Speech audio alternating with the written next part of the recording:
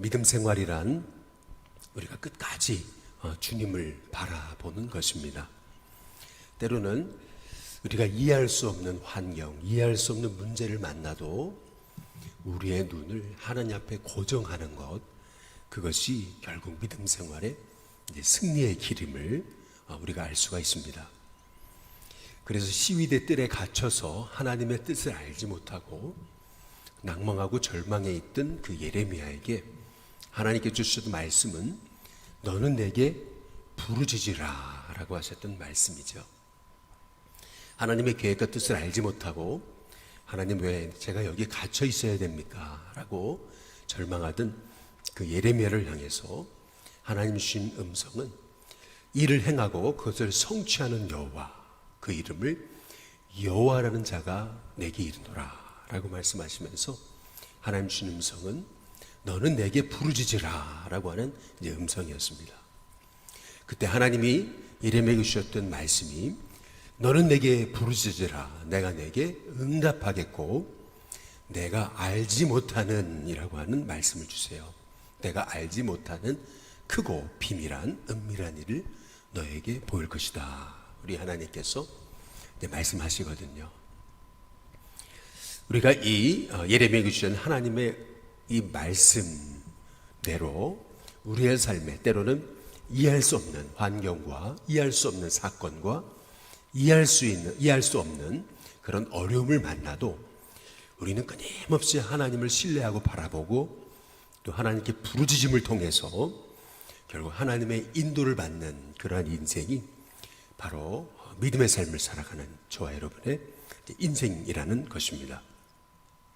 오늘 말씀에 보면은 이제 요시야가 죽게 되는 그러한 이 안타까운 장면이 이제 기록되어져 있습니다.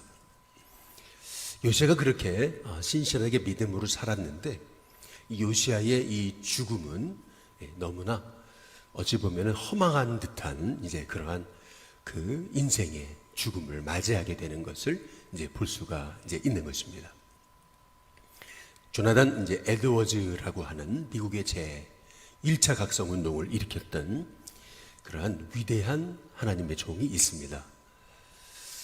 13살 때 예일 대학을 입학했고 그리고 17살 때 그 예일 대학을 수석으로 졸업을 했습니다.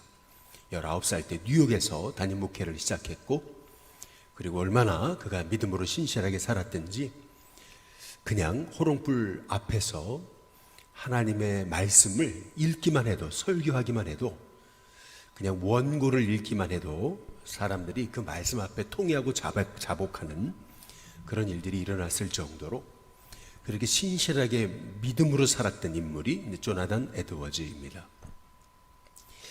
이 조나단 에드워즈는 이 프린스턴 총장까지 지낼 정도로 그렇게 아주 하나님 말씀에서 있어서 또 신학적으로 굉장히 영향력 있는 그러한 이제 인물이 이제 되었습니다. 바로 그의 손자가 미국의 부통령을 지낼 정도로 그러한 위대한 명문가를 또한 이루었던 이제 그러한 인물이 조나단 에드워즈인데요. 이 조나단 에드워즈의 이 죽음이 이제 요시야와 많이 닮았습니다. 당시에 이제 천연두가 만연하게 될 때 이제 천연두 치료를 위해서 이제 백신을 이제 개발을 이제 하고 있었던 중에 이제 이 백신이 그것이 사람에게 맞을 수 있으려면 여러 가지 임상 실험이 필요하지 않겠어요?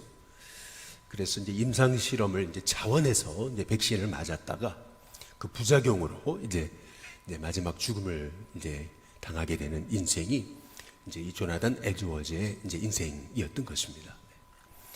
이제 많은 사람에게 이제 천연두로 죽어가고 있는 그런 영혼들을 살리기 위해 그가 자원해서 이제 백신을 이제 먼저 맞았다가 이제 그런 어려움을 겪었던 이제 그런 인생이 이제 이 조나단 에드워즈였던 것이죠. 마찬가지로 요시야 같은 경우가 오늘 이제 그런 이제 말씀입니다. 당시에 중동의 정세는 굉장히 혼란스러웠습니다.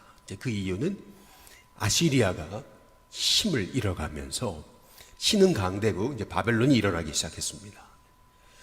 그러면서 과거의 영광을 꿈꿨던 애굽이 다시 그 중동을 장악하기 이제 위해서 바벨론을 견제하려고 아수르와 동맹을 해가지고 이 바벨론을 치기 위해서 이 애굽의 바로 느고는 이제 갈그미스를 향해서 이제 가고 있었던 것입니다.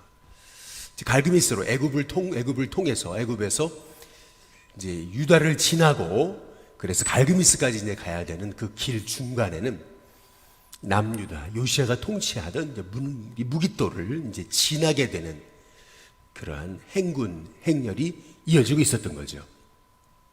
그때 이 요시아라고 하는 이 왕은 이 바로 느고의 이 군사들을 저지하기 위해서 무깃도로 나가서 전쟁 한복판에 임하게 됐던 것을 볼 수가 있는 겁니다. 그때에 이 바로 느고는 요시아에게 얘기를 합니다. 나는 너와 싸우고 싶지 않다는 거죠. 나를 지나가게 하라는 것입니다. 그러면서 오늘 말씀에 보면은 이 바로 느고가 요시아에게 했던 말이 뭐냐면은 여기 21절에 한번 보시면은 느고가 요시아에게 사신을 보내어 이르되 유다 왕이여 내가 그대와 무슨 관계가 있느냐 내가 오늘 그대를 치려 하는 것이 아니요 나와 더불어 싸우는 족속을 치려는 것이라. 그 다음에 뭐라고 얘기하냐면 하나님이 나에게 명령하사 속히 하라 하셨은즉 하나님 나와 함께 계시니 그대는 하나님을 거스르지 말라 그대를 멸하실까 하노라 하나. 이제 이렇게 말씀하고 있는 것을 볼 수가 있습니다. 이방의 왕이 하나님을 믿는 요시아에게 하나님이 나를 명령해서 지금 싸우러 나가는 것이니까 너는 나와 싸우지 마라. 내가 너를 쳐서 너를 멸할까 두렵다. 이제 이렇게 말하는 것은 이제 볼 수가 있는 것이죠. 우리는 여기서 한 가지 의문점을 이제 갖게 되는 것입니다. 아니 어떻게 이방 왕의 입술을 통해서 하나님의 말씀이 증거되느냐? 그걸 또 어떻게 분별하느냐? 이제 이렇게 우리가 질문해 볼 수가 있는 것이죠. 분명 하나님은 우리가 생각지 못한 방법으로도 이제 말씀하시죠. 그러나 관건은 이제 그걸 어떻게 분별하느냐라고 했던 이제 것입니다. 실은 이 요시아 같은 경우가 지금 이 애국과 싸우러 나간 것 자체가 실은 굉장히 무모한 것이었습니다. 당시에 유다는 애국과 상대가 되지를 않았습니다. 전쟁의 모든 군사력이나 모든 면에 있어서 이 느고가 얘기한 것처럼 이 느고 애굽은 과거에 애굽의 영광을 꿈꾸면서 다시금 일어나고 있던 그러한 나라였고 이 유다는 거의 패망하고 있는 그러한 나라였기 때문에 지금 이 바로 느고의 이 고백처럼 요시아는 절대 이 느고와 싸움의 상대가 되지 않았던 것입니다. 그럼에도 불구하고 왜 요시아가 이렇게 무모하게 이 느고와 전쟁을 하기 위해서 이 무깃도로 나갔는지 이제 그것이 참 역사의 아이러니인 것이죠. 굉장히 이 전쟁이 힘들고 어렵다는 것을 요시아도 판단하고서 변장하고 나갑니다. 왕이 아닌 것처럼 숨기고 속여서 전쟁 한복판에 들어갔던 거죠. 근데 뜻밖에도 이 요시아는 상대방 적이 쏘는 군사의 이 활을 맞아서 중상을 입고 결국에는 돌아와서 이제 죽게 되는 것이 오늘 이제 이 말씀이죠. 이 사건에 대해서 성경이 이제 이렇게 기록하고 이제 있는 것입니다. 24절에 보면은 이렇게 그가 죽으니 그의 조상들의 묘실에 장사되는데 온 유다와 예루살렘 사람들이 요시아를 슬퍼하고 이제 이렇게 이제 말합니다. 심지어는 25절에 예레미야는 그를 위해서 애가까지 지었다. 이제 이렇게 말하고 모든 노래하는 사람 남자들과 여자들은 요시아를 슬피 노래하니 이것이 이스라엘의 규례가 돼서 오늘까지 이르렀다. 이제 이렇게 말씀하고 있는 것을 볼 수가 있거든요. 성경에 이 역대기의 기자의 입장에서 이렇게 한 왕이 죽었을 때 이렇게 사람들이 슬퍼하고 애통해하고 안타까워했던 예가 없음을 성경이 기록해 놓고 있는 것입니다. 이 요시아 왕의 죽음은 이스라엘 백성들에게 있어서 너무나 절망적인 그러한 사건이 이제 되고 말았던 것이죠. 그 이유는 뭐냐면은 요시야의 죽음 이후에 이 유다는 애굽의 통치에 들어가게 됩니다. 애굽의 식민지가 이제 되는 거고요. 그리고 이어서 또 바벨론의 식민지가 이제 되고 마는 것을 이제 볼 수가 있어요. 그러다가 586년에 이제 유다가 망하게 되는 것이죠. 요시야가 죽고 나서 이 유다는 엄청난 그런 고난의 그 소용돌이 속에 들어가게 되는 것을 볼 수가 있습니다. 그래서 예레미야 입으로 말씀하신 그 70년 동안 이스라엘이 고난 중에 있다가 하나님께서 다시 70년이라고 하는 세월을 보내고 이스라엘이 고레스에 의해서 다시 돌아오게 되는 그 시작, 그것이 이 요시야의 죽음에서부터 시작되게 됐던 것을 볼 수가 있는 것이죠. 이러한 이 하나님의 사람 요시야가 쓰러지는 이 장면을 이제 보면서 당시에 한 선지자가 부르짖었던 그 고백이 하박국 1장 3절에 나오는 것입니다. 하박국은 이렇게 하나님 앞에 질문하고 하나님 앞에 항변하는 거죠. 하나님 어찌하여 나로 하여금 내 눈앞에 패역과 악을 보게 하시는 겁니까? 이런 안타까운 현실에 대해서 예레미야 선지자도 이제 이렇게 12장 1절에서 얘기하고 있는 겁니다. 하나님 어찌해서 악인이 잘 되고 악인이 형통하는 것을 내 눈으로 보게 하시는 겁니까? 어떻게 반역하는 자가 평안한 이유는 무엇입니까? 이제 이렇게 부르짖는 것이 이제 예레미야 선지자의 그런 고백이었던 거예요. 예레미야는 너무나 안타까운 이 유다의 현실을 바라보면서, 이 암담한 현실을 바라보면서 예레미야 이제 20장에서 이렇게 고백합니다. 하나님이 시키셔서 제가 선지자가 된 게 아닙니까? 하나님이 말씀하라고 해서 제가 말했을 뿐인데 어찌하여 사람들이 이렇게 저를 조롱하고 비방거리가 되고 이렇게 강포와 죄악을 보게 하시는 겁니까? 다시는 내가 하나님 말씀 전하지 않겠습니다. 다시는 하나님의 말씀 선포하지 않겠습니다. 이제 그러면 내 마음에 중심이 불붙는 것 같아서 견딜 수가 없습니다. 하나님 어찌 된 겁니까? 이제 이렇게 예레미야가 부르짖게 됐던 것이 지금 이렇게 유다 상황에서 벌어진 이러한 이해할 수 없는 의인이 쓰러지고 오히려 악인이 승리하는 것 같은, 오히려 하나님의 뜻을 행하는 자는 고난을 당하게 되고 악을 행하는 자들은 너무나 평안하게 되는 것 같은 이러한 사회적인 환경의 부조리로 인해서 예레미야가 엄청나게 하나님 앞에 울부짖고 부르짖는 것이죠. 또한 그것이 하박국 선지자의 이제 고백이었던 겁니다. 하나님 어떻게 이렇게 악인이 잘 되는 것을 제가 눈으로 보게 하시는 겁니까? 부르짖는 것이죠. 그것이 이 요시야의 이 죽음과 맞물려 있는 유다의 그 현실적인 이제 상황이었던 이제 것입니다. 그런데 그때 이제 하나님께서 이 예레미야 선지자에게 주셨던 음성, 이전 환상은 뭐냐면은 그게 토기장이의 환상이었던 겁니다.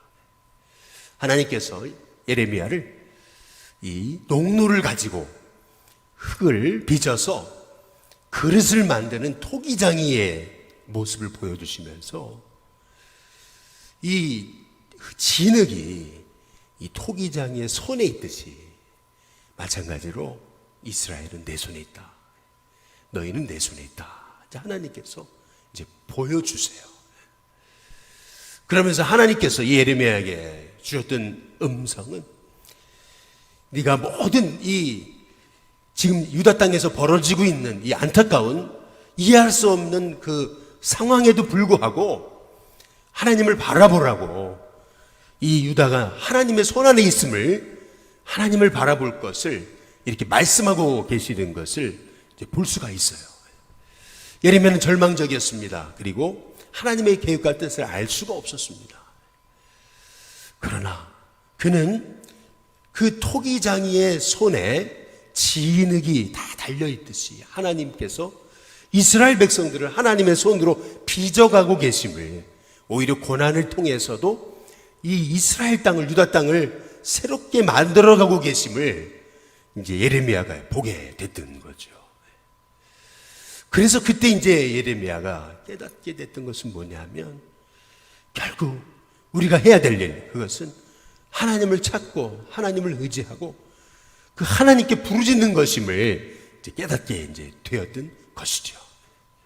마찬가지로 우리 인생에서도 우리의 삶에 벌어지는 환경과 문제들을 우리가 다 이해하지 못합니다. 내 앞에 펼쳐지는 이 고난들, 이 낙심의 상황들, 우리가 어떻게 다 우리의 짧은 생각으로 이해할 수 있겠습니까? 그러나 그 절망적인 상황에서도 여전히 하나님을 바라볼 때, 여전히 하나님을 신뢰할 때, 그때 하박국 선지자가 고백한 것처럼 비록 무화과 잎이 없고, 그리고 감람나무에 소출이 없고, 그리고 외양간에 양이 없을지라도 나는 여호와 하나님을 바라보고 여호와 하나님으로 인하여서 즐거워하리로다 라고 이렇게 고백했던 것처럼, 우리가 아무리 우리의 삶에 절망적인 환경과 절망적인 상황이 우리에게 닥쳐진다 하더라도 우리가 할 일, 그것은 여전히 우리의 인생 하나님의 손안에 있다. 하나님은 우리의 토기장이가 되신다. 나는 진흙과 같은 존재다. 하나님께 내 인생을 다 하나님께 맡겨드리고 그분의 인도하심에 따라서 우리 인생을 맡겨드릴 때 결국 나를 통해서 계획하신 그 하나님의 그 섭리와 뜻이 나를 통해서 이루어지는 은혜가 있게 된다는 것이죠. 그럴 때 비로소 우리는 욥기를 통해서 고백한 것처럼 나의 가는 길을 그가 아시나니, 나는 그분의 계획을 다 모릅니다. 그러나 나의 가는 길 그가 아시잖아요. 그래서 그가 나를 단련하신 후에는 내가 정금과 같은 존재가 돼서 나오리다. 이제 이 고백을 드릴 수밖에 이제 없게 되는 것이죠. 마찬가지로 우리의 삶 때로는 절망적일 때가 있습니다. 도대체 하나님의 계획과 뜻과 섭리는 어디 있는가? 우리가 낙심이 될 때가 있죠. 그러나 그때에도 아침마다 새로운 그 하나님의 성실하심과 하나님의 그 토기장이신 그분의 손을 의지하면서 나는 주님의 손 안에 있습니다. 하나님 내 인생을 맡깁니다. 내 인생을 하나님의 뜻 가운데 주장하시고 하나님의 뜻, 하나님의 섭리 다 알 수 없지만 그러나 하나님께서 내 인생, 하나님이 선하신 길로 인도하심을 믿으면서 오늘도 하나님을 신뢰합니다. 하나님을 바라봅니다. 주만 바라봅니다. 이제 이 믿음을 가지고 나아갈 때에 미가서 7장 7절에서 미가가 고백한 것처럼 나는 주님을 우러러보고 주님을 바라봅니다. 결국 하나님이 내게 응답하심을 믿습니다 라고 고백할 수 있는 하나님의 종들이 되게 하실 줄로 믿습니다. 저와 여러분의 인생 가운데 때로는 내 삶에 닥쳐진 환경이 도대체 이해할 수 없고 헤아릴 수 없는 상황이라 할지라도 여전히 주님 바라보다가 저와 여러분이 하나님의 뜻 가운데 쓰임받는 귀한 하나님의 종들이 다 될 수 있게 되기를 주님의 이름으로 축복합니다. 오늘 시간 찬송가 366장 함께 찬양 부르겠습니다. 366장입니다.